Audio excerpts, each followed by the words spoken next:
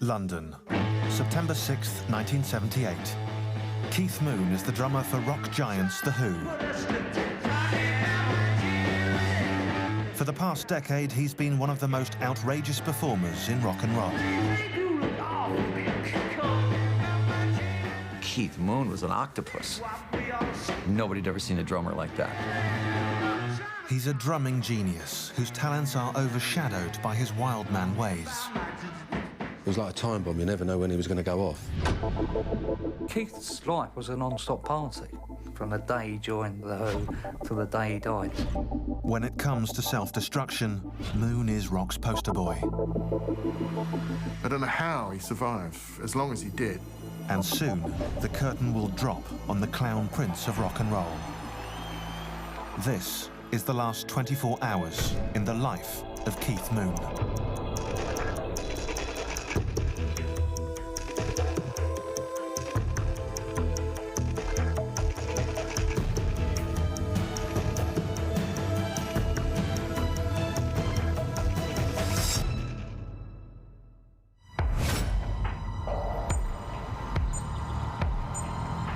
September 6th, 1978. It's early afternoon, and Keith Moon, legendary drummer of rock supergroup The Who, is, as usual, sleeping in. He and his latest girlfriend have, for the last few months, been living at fellow musician Harry Nilsson's apartment in London's West End. It's the same apartment where, 4 years earlier, singer Mama Cass died of a heart attack. And, in just 24 hours, Keith Moon will also be dead.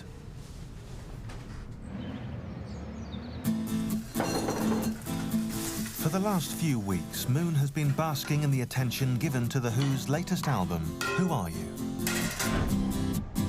Who Are You is coming out the 21st of August. That's their album, you know. That's the album. As it races up the charts, Who Are You is on its way to becoming both a critical and a commercial success. The Who had just released the album, Who Are You? They were in the media. They were all over the press. Keith was back in the public eye.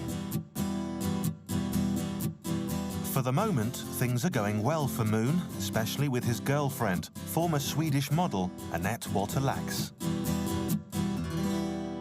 He was very cuddly. He was very lovable. He would say, God, I love you so much, and I'm so appreciative that you can still be here. As well, Keith Moon, a struggling alcoholic, finally seems to be putting his life back together. He could be like a teddy bear. I mean, he was the nicest man you could ever find. But it didn't take much alcohol or anything else to turn him into something completely different. After drinking hard for more than 10 solid years, the lifestyle has more than caught up with him. Keith had drunk himself really into the ground, I mean, really hard. And you see the pictures of him in his early 30s, and he looks like he's in his 40s or worse. In control of your life at all? Oh, we are certain days. Certain days. Yeah. What do you like the other days? Drunk. For years, Moon has tried to control what has become a very dangerous habit. Out of desperation, he's turned to a drug called Hemynevrin, an alcohol withdrawal medication. Hemynevrin was a very, very strong drug, the kind of drug that should probably only be administered in hospitals. Ironically, in less than 23 hours, his life will be cut short by an overdose of the very pills that are meant to save him. I mean, it's absolutely ludicrous to give it to someone like Keith, who's used to just downing whatever there is. I mean, his pill intake was phenomenal. Keith Moon's larger-than-life appetite for booze and pills has been fueled by a life spent at the very top of the rock and roll food chain. For the last decade, Moon and his band, The Who, have dominated the world of rock. They first blasted onto the scene as part of the British invasion. No one had ever heard or seen anything like them before.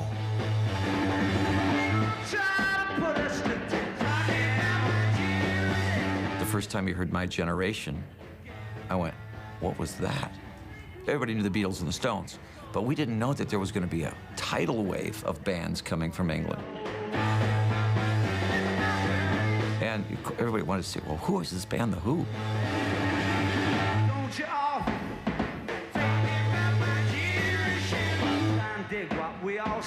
The Who were the godfathers of punk. They couldn't care less about yesterday and even less about tomorrow. The music matched the anger. They smashed their guitars, and we were like, what? You know, I'd never seen anything like that. They were just phenomenal stage band. You know, there was no band that could touch them.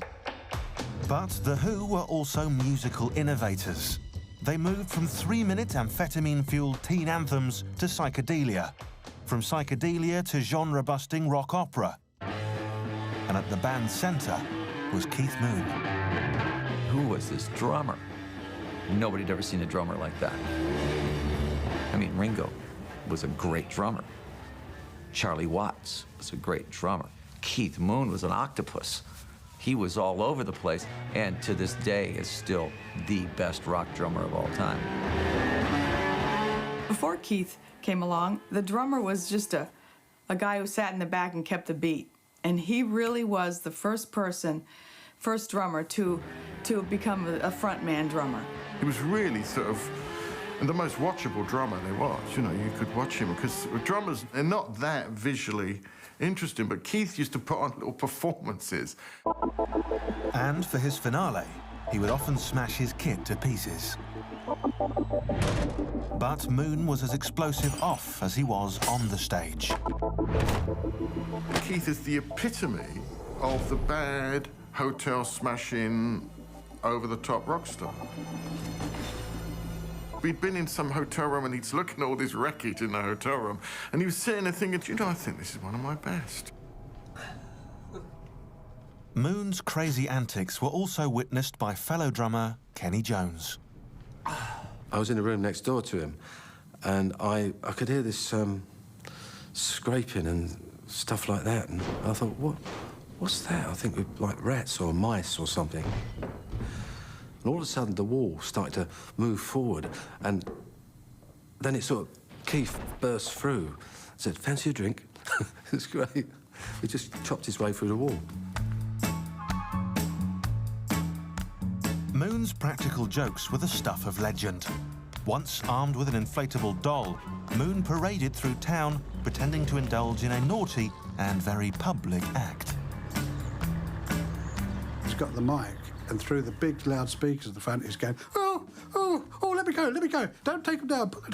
It's like a girl in distress. And everybody's looking in the car saying, oh, there's someone, you know, being molested in the back of that Bentley. And the coppers come in, and they're going, oh, it's a joke. Moon marched to his own beat. His madcap ways soon earned him the tag Moon the Loon. Keith was a showman, but he was also a clown. He was just, I mean, he was naturally funny. One of his tricks was that if you're in a restaurant, he wasn't getting attention or whatever, he'd strip off naked and lie on the table. He always made you laugh. He always had a laugh there for you. The spotlights will be on him if he was at the party. I mean, he just, oh, there is Keith Moon. Let's see what he's going to do. Wherever he went, Keith Moon was the life of the party. And madcap Keith Moon entertains the crowd at the celebrity party. If you dared him to do anything, he would do it. And he was great to be around with because he was alive, he was a personality. And that was the greatest thing about Keith. But Moon's crazy antics didn't always amuse. His partying ways were affecting his playing on stage. He was often late for rehearsals or concerts. The rest of the Who were growing impatient with Moon the Loon. Pete got hold of Keith and just said, listen, this is it. You know, there's no more messing around. You can't cut it. If you can't cut it, you're going to be out of the band. Which for Keith was the end of the world, you know. But on September 6, 1978, enjoying the success of the band's latest album, Moon is doing everything he can to stay away from drinking. But on this day, it's not the bottle he has to worry about. September 6, 1978, 4 p.m. For the past few months, rock drummer Keith Moon has been staying at a London flat, desperately trying to gain control over his addiction to booze. To help him, he's been prescribed Heminevrin, a drug designed to wean addicts off alcohol. And so far, things are going rather well. But in 23 hours, he'll be dead.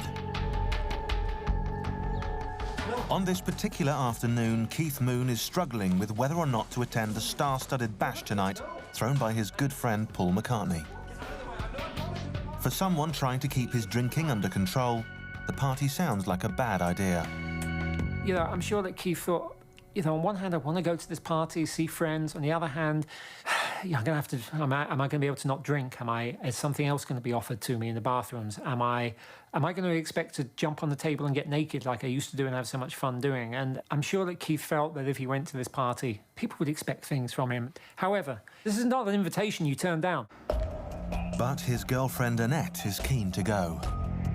I was probably showing disappointment. I mean, of course, I've been looking forward to this big event. It was the biggest event of the year in London that year. In part, Moon is concerned that sober, his friends will find him rather boring. I think he was finding being Keith Moon was an awful difficult thing to keep going because people expected him to pull these amazing practical jokes and stories all the time. Keith had to be the centre of attention everywhere. You know, whether it was on stage playing with The Who, or afterwards backstage in a dressing room, or in a club, or in a car, or waiting in a corridor, or anywhere, Keith had to be the centre of attention. Moon the Loon's urge to be centre stage began early. He was born Keith John Moon on August 23rd, 1946, in the very ordinary West London suburb of Wembley. His mother, Kathleen, was a housewife, and his father, Alfred, a mechanic. From the very start, young Keith did everything he could to stand out from the rest. Keith just seemed to be imbued with like a mischievousness and a creativity, and that's a creativity that most people loved because he could be so entertaining. He could also get himself into trouble. Hardly a model student, one teacher labelled the young Moon artistically retarded and idiotic. No one knew that behind that mischievous energy was what would now probably be diagnosed as a bad case of ADD, or attention deficit disorder. So what you have is this kid who's running around like crazy, exhibiting all the natural signs of kind of ADD and hyperactivity. And people say, you know, there's a character, or he'll grow out of it, or, you know, what a lot of energy that kid has. And at age 14, Keith Moon dropped out of school. As a way of focusing his boundless energy, his parents encouraged his interest in music, and he fell in love with the drums. The drums allowed a sense of rebellion, because the drums are a noisy instrument, and people often don't like hearing people playing drums in a terraced, you know, street of terraced houses. So they represent the chance to, you know, basically piss people off. Keith did not want to be an ordinary drummer. While most young percussionists in Britain were imitating the rock-steady style of the day, Keith Moon found his muse in the crazed drumming of American jazz great Gene Krupa. Gene Krupa was probably his blueprint, because Gene Krupa did things that nobody else did either. He was very theatrical. You look at the old things of Gene Krupa, he's awesome. Keith Moon developed some kind of style that was so bizarre. He was Gene Krupa. Moon practiced every chance he could. Word travelled fast around London of Moon's over-the-top style. And in April 1964, after playing in a few local groups, he auditioned for one of London's hottest young bands, The Who. As usual, Keith made sure to make a big impression. Keith's in the audience with his ginger suit and his ginger hair and his ginger everything, and says, I can drum better than him, you know, of The Who's drummer. And Pete Townsend, liking the cockiness of the situation, said, well, go on then, give it a try. After ending his audition by breaking the drum kit, The Who hired him on the spot. Keith Moon was only 17 years old.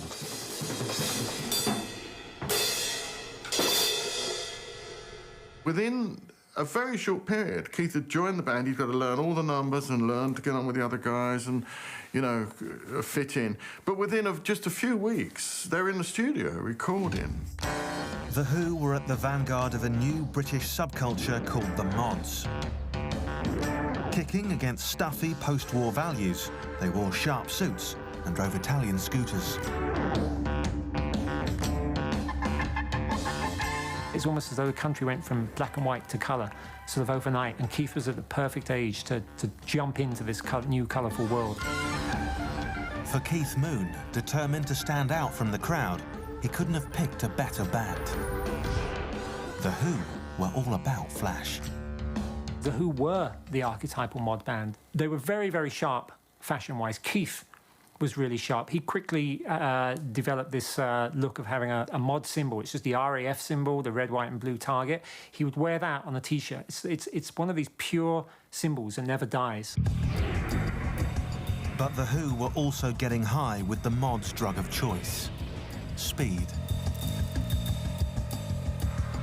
Speed, it makes you really thirsty, so then you drink more, you know, then you stay up all night, and then you're off in a different zone. Now you're in the party world. For a teenager hell-bent on grabbing every shred of attention, the endless flow of speed and booze gave Moon license to be as loud and as outrageous as he wanted.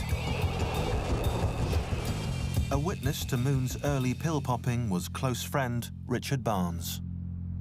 I got out my amphetamine pills, and I had, I don't know, about 18 of them, and he stuck the lot in one. He went, all right, put them in his mouth. I think that's probably enough to kill you. It just took them. It's incredible, and went on and played. Fueled by alcohol and speed, The Who soon changed the face of live rock and roll forever. They were playing at the Railway Hotel Club, which was a basement below a pub, and it had a low ceiling. So Pete used to do this thing where he's playing, where he just put his guitar up like that. And he put it up, and it went through the ceiling. You know, broke the ceiling, and he broke the neck off the guitar. During The Who's next performance, not to be outdone, Keith Moon joined in on the mayhem. Keith just smashed up his drum kit after the set was finished, which was great. He kicked his drum kit over and started bashing it to bits. Things like that, Keith should get the credit for, because if Keith hadn't have done that, Pete would never have smashed up a guitar again. Rock and roll would never be the same again. But now, more than a decade later, in his London flat, still mulling over whether or not to attend Paul McCartney's Big Bash, Keith Moon is worried that without a drink or two, he can't possibly live up to that larger-than-life reputation. And in late afternoon, determined to stay on the wagon, he comes up with an alternative solution. Keith made a phone call, and somebody came a couple of hours later with some cocaine. He would have his contacts. Yeah, like every rock and roller. And they'd be delivered. Simple as that. It's like having a pizza delivered now. There's no dispute or doubt that once Keith became a real alcoholic, he developed a big cocaine habit as well. It became much more visible to other members of The Who, and they were troubled by it. Moon slips away to take care of business. But Annette is hardly blind to what's going on. I think I said something to him, oh, have you taken that stuff? And I was worried.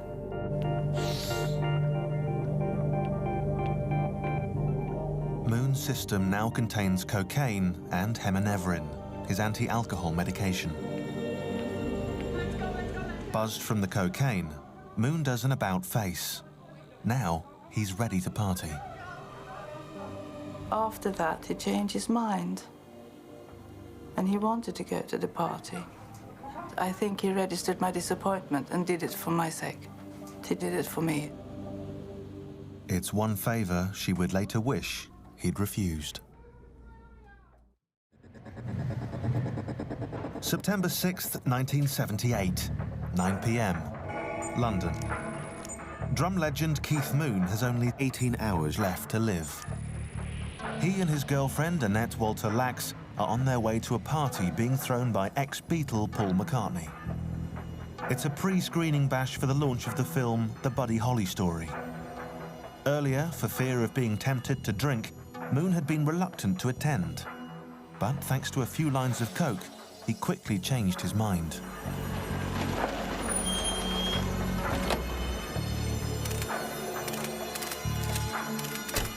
From the second he arrives, Keith is treated like true rock royalty and is given the best seat in the house. Keith was at the main table. He sat with Paul and Linda McCartney. He's not off at some side table with the side musicians. He's at the main table. Also on hand are famous British talk show host David Frost and Kenny Jones, ex-drummer for The Faces. Keith and I just went straight into each other, just talking, because we hadn't seen each other for a while. I said, "How about you, Keith? What have you been?" He said, I'm clean, I'm straight, And he was telling me that he'd given up drinking for nearly 6 months, and he felt so much better.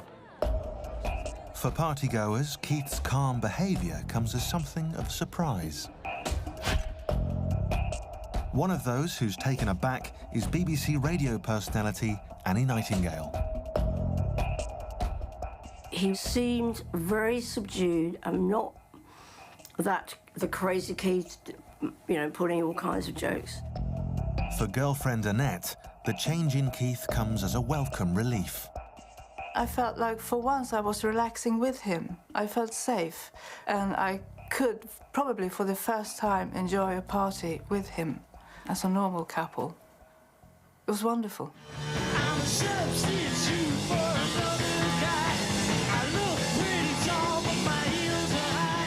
Dealing with Moon's crazy rock and roll antics has never been easy for the women in his life. 12 years earlier, just as the swinging 60s slipped into gear and girls were throwing themselves at the band, Keith Moon once again did the unexpected. He became a husband and father. Keith fell in love with a girl from Bournemouth called Kim Kerrigan. Keith was young, she was even younger. He gets her pregnant. Perhaps influenced by the conservative values of his upbringing, Moon decided to do the right thing. He married Kim. At 19 and completely unprepared, the crazed drummer was now a family man. I don't think he was ready to be a father. I mean, I don't think he was really a good father or a bad father. I don't think he was around enough to have really been either. A family sort of interfered with his 24-hour party ambition. And in Keith's world, I don't think school and Monday mornings existed, and parents' evenings and all these, and kids with earache and all these sort of normal things. He didn't have room for them in his life. He didn't cope with that sort of thing. As The Who conquered America and became millionaires in the process, Moon's home life grew increasingly bizarre. He had his trophy wife and his trophy house. But when it came to actually being a husband or a father, it looked to me like he didn't have a clue. One particular photo shoot revealed just how clueless he was. I remember him lying there just being covered with bottles, and I think I was supposed to be asking him why are you lying like this, and it was an odd thing. And then they took some other pictures of him where I think I had to be ushered out of the room because I think he took his clothes off. Like, no, Mandy's not going to be in these ones. In love with Keith, Kim made the best of a difficult situation. Kim was an absolute saint, really, to put up with him. But for Kim, living with her superstar husband would soon get worse. On January 4th, 1970, Keith's heavy partying took a tragic turn. It was a very dark, black, stormy night, the sort of night where you don't go out. And I didn't want to go particularly, but Keith said, come on, dear boy. So, with all the enthusiasm that the guy had, so, all right, we'll go. there was a opening of a disco just outside London, and it was the kind of thing that Keith didn't need to be doing, but he agreed to open this disco in a pub because, hey, it seemed like a fun night out. As the event came to a close, Moon, Kim and their entourage were ready to leave. At Moon's side was his old friend Larry Smith. I said to Keith, OK, we've snipped the ribbon, we've had a few beers, had some champagne, let's just go. But outside the club, a group of drunken skinheads took offence to Moon's flashy clothes and fancy car. The noise was deafening inside the car. They were pounding on the roof, kicking the sides of the doors. Well, they would have killed us if they'd have gone into the car. To protect the car and his passengers, Moon's friend and driver Neil Boland jumped out to confront the violent skinheads. Keith's driver was a guy called Neil Boland, who was not one of the professional security people you would employ now. Keith was always employing friends. Left in gear, Moon's car began to lurch forward. Moon slipped into the driver's seat and guided the vehicle as it rolled down a hill away from the angry mob. But in the commotion, Neil Boland fell under the wheels and was dragged under the car, crushing him to death. It basically fell on Keith's shoulders that one way or another he had been responsible for the death of his friend, and Keith got very, very, very low. Although later exonerated in court, the guilt was too deep to shake. Moon found solace in the bottle and in the company of groupies. He told me that he and Kim had been separated and were breaking up and had broken up, which I found out later wasn't true. And I was his LA girlfriend, and we would just hang out. I would just live his life with him for those few days. And when he went back home, I had to recuperate because it was nonstop mania and very little sleep and a lot of drugs. He did a lot more than I did, and he did a lot of drinking too. But in Moon's idea of marriage, adultery was not a two-way street. He was so jealous, you see. He would go out and run around with women, but if she ever dared look at another man or do anything, he'd go mad. That jealousy brought out Moon's dark side. I saw him punch her. I saw him rip off what she was wearing, and she's trying to get away from him. There was a time when he banged her head on the floor and she had to have stitches, and I saw that. I saw him do that. In 1973, after years of drunken abuse, Kim finally decided to leave the marriage, taking with her 7-year-old Amanda. I have to say I feel a little sad just because I didn't know him very well. As an adult now, I look back and I think it would be nice to have known him better. The failure of his marriage and of his one and only attempt at fatherhood would haunt Keith Moon for the remainder of his days.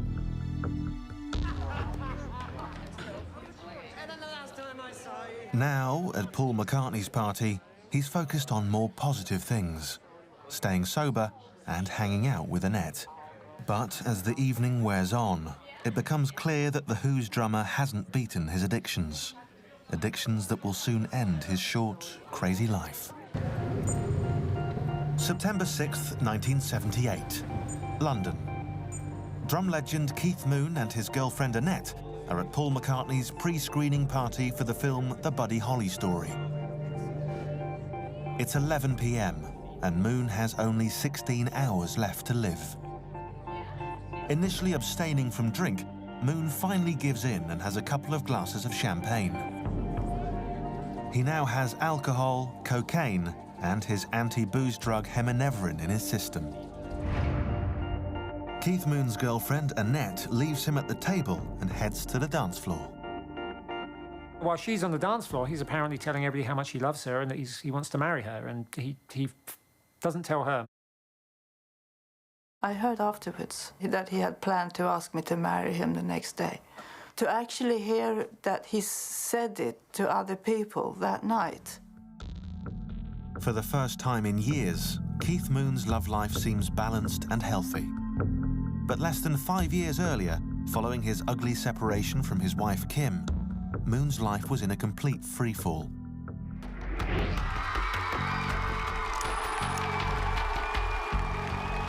And on November 20th, 1973, at a concert in San Francisco, it all came crashing to the ground.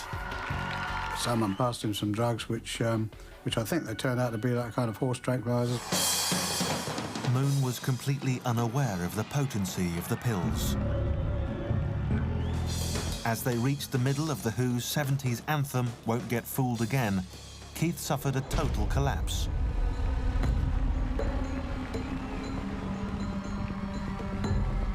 Unable to finish the concert, Moon was dragged backstage unconscious.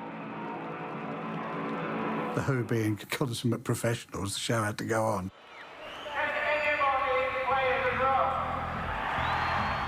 Scott Halpin, a 19-year-old kid from Iowa, stepped in, playing the rest of the show. For Moon, the message was clear. He could be replaced.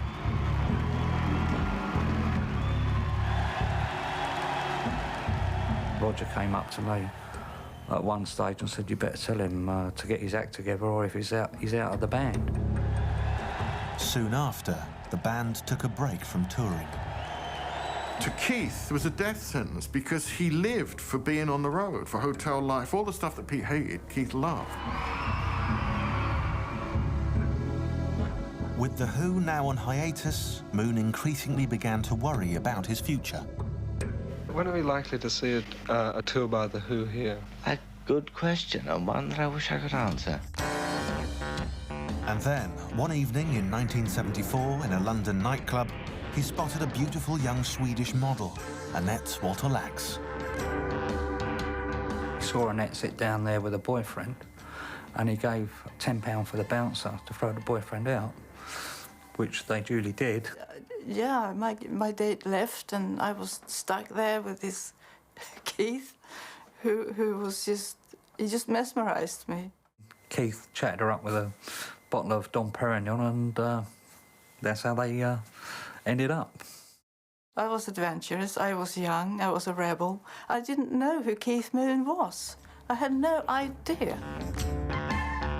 Having won her heart, Moon stole Annette off to LA, where he hoped to change his life around. He was already a superstar.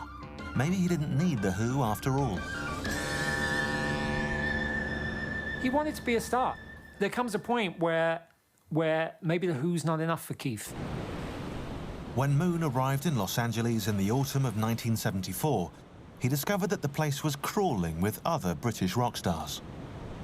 In the mid-70s, the music business was based in LA. Ringo moved out there. David Bowie moved out there. John Lennon moved out there. Alice Cooper was out there. This guy comes over, a guy named Keith Moon, drives up in this 25-foot long Rolls Royce, the biggest thing you've ever seen. And he has all the interior taken out, and in the back he has a throne put in. And the roof comes off so he can stand up when he's going down Hollywood Boulevard, and he'd be waving to the crowds, you know. That was a normal day for Keith. Let's make records. Determined on shaping his own destiny with or without The Who, he began to record what would be his first and only solo album, Two Sides of the Moon.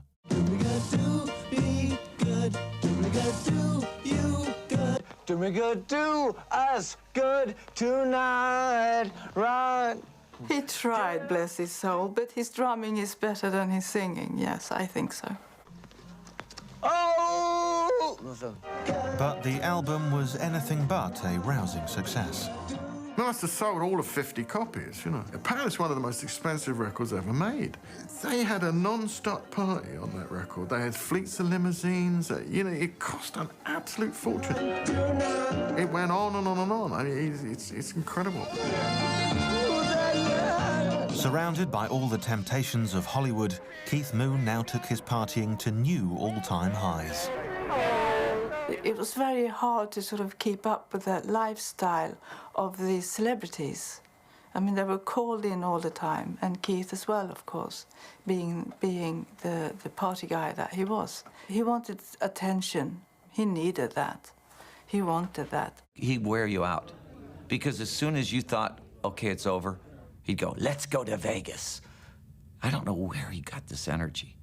I mean, probably a lot of it was pharmaceutical. There was a lot of pharmaceuticals going on, and I think Keith was probably kept himself going at 100 miles an hour. We'd be drinking drugs. He was so into coke, it was unbelievable. Keith started to get involved in drinking and drugs in quantities that couldn't only propel you on a downward spiral.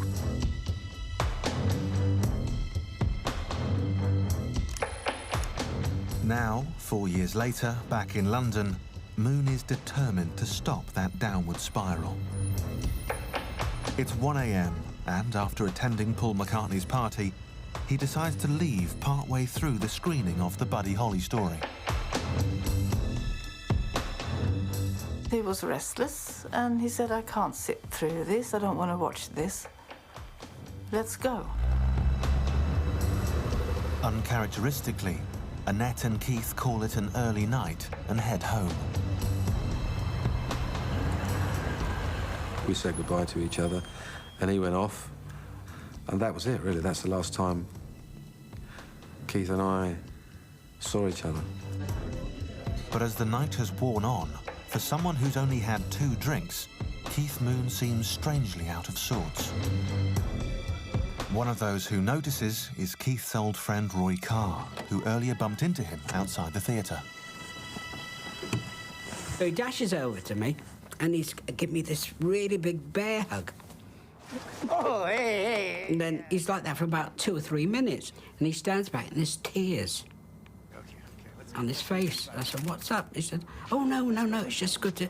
You suddenly realise who your friends are. I said, well, we've been friends for a number of years, you know, what's brought this on? And he didn't say anything.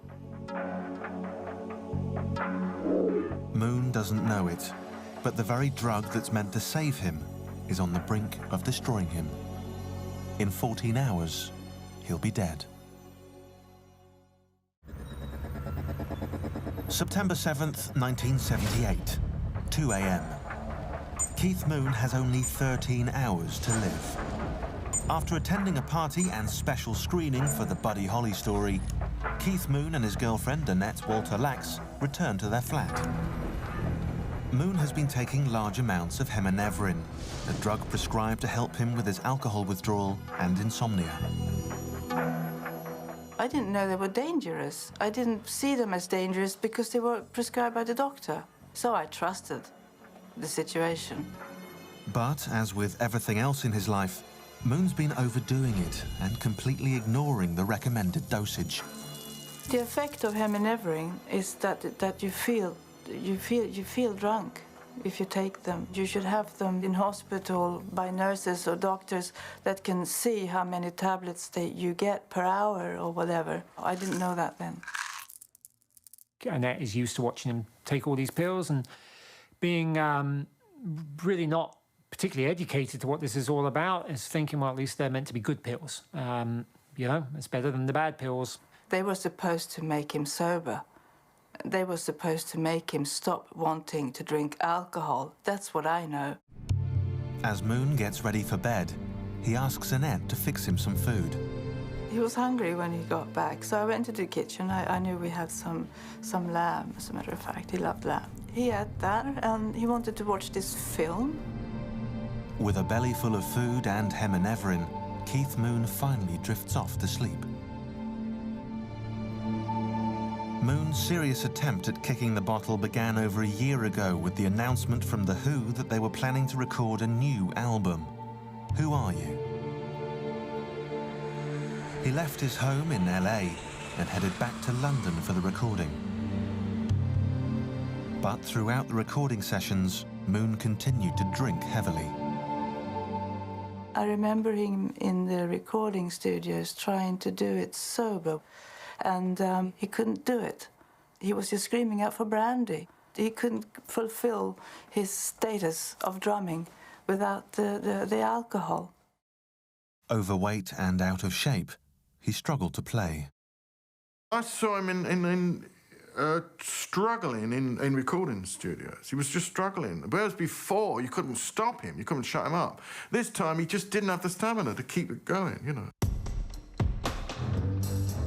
For Moon, it was a question of shape up or ship out. It was like, Keith, you know, get your act together or you're toast, you know, we're going to get somebody else. And I think to some degree, maybe this plays back into Keith's insecurities that, you know, the band had existed before him, and maybe there was a threat that the band could exist after him. I put him in a detox clinics various times in LA and London, but no, it didn't work. They caught him drinking aftershave. To help him with his withdrawal, his sleeping problems, and curb his cravings for alcohol, Moon was prescribed Heminevrin. He ended up being prescribed this pill, I'm sure with the best of intentions to help him deal with his alcohol withdrawal. Despite Keith's personal struggles, Who Are You was a big winner with Who fans. The boys were back on top. And now, 3 weeks later, in their London flat, Annette is startled awake by disoriented Keith. It's only 7:30 a.m, and they've been sleeping for roughly 3 hours. In the early hours of the morning, I woke up and him sort of kicking at me. And I said, "What's wrong? What's the matter?" And he was hungry again. And he wanted again this lamb. Annette is unhappy about it. Keith, according to Annette, swears at her. And I was a bit grumpy, but I went up and I did it for him. And he had the lamb. She makes him the meal. She brings it back to bed. Keith turns the movie on again. He takes more of the same pills. He goes back to sleep. By now, he's lost count of how many he's already taken.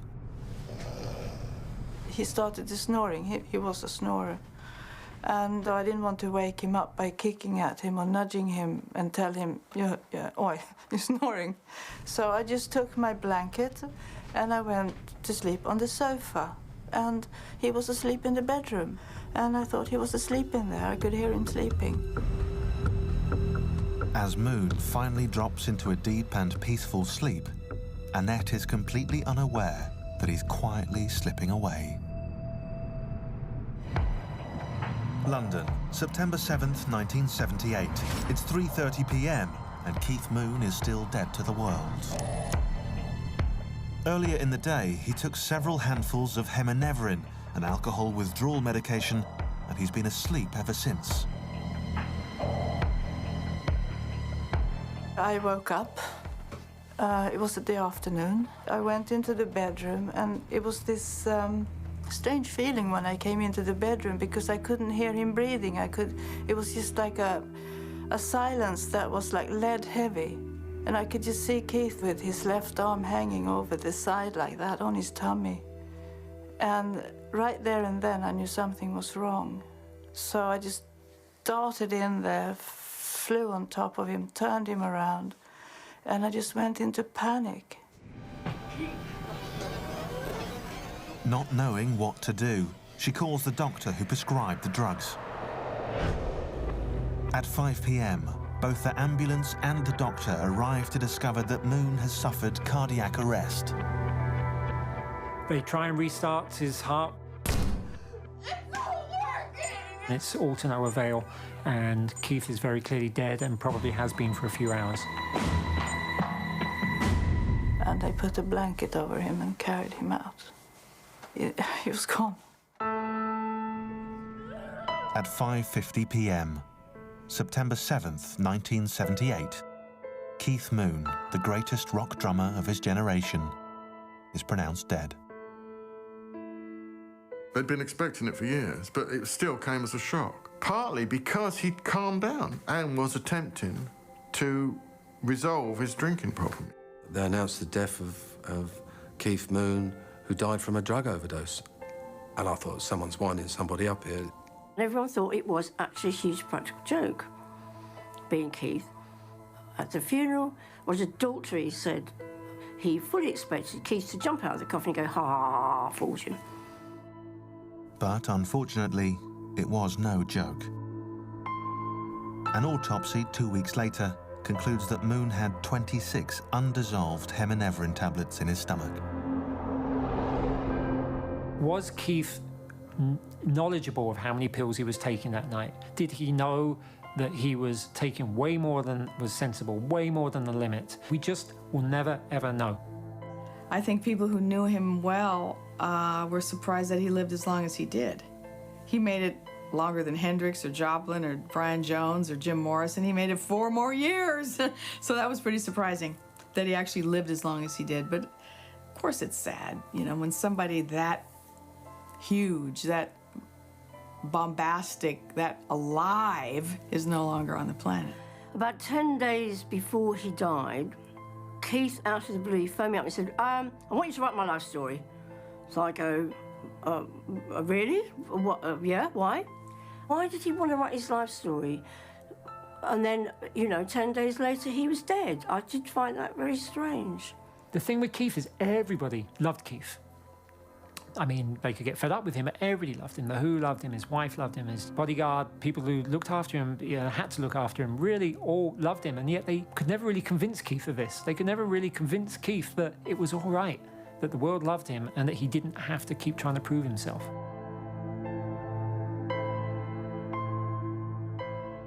Everyone knows him as Moon the Loon, but what he's left is a legacy of drumming, of the drumming technique.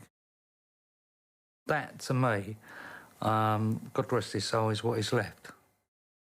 If you take away all the insanity of Keith Moon and just listen to the drums, he's irreplaceable.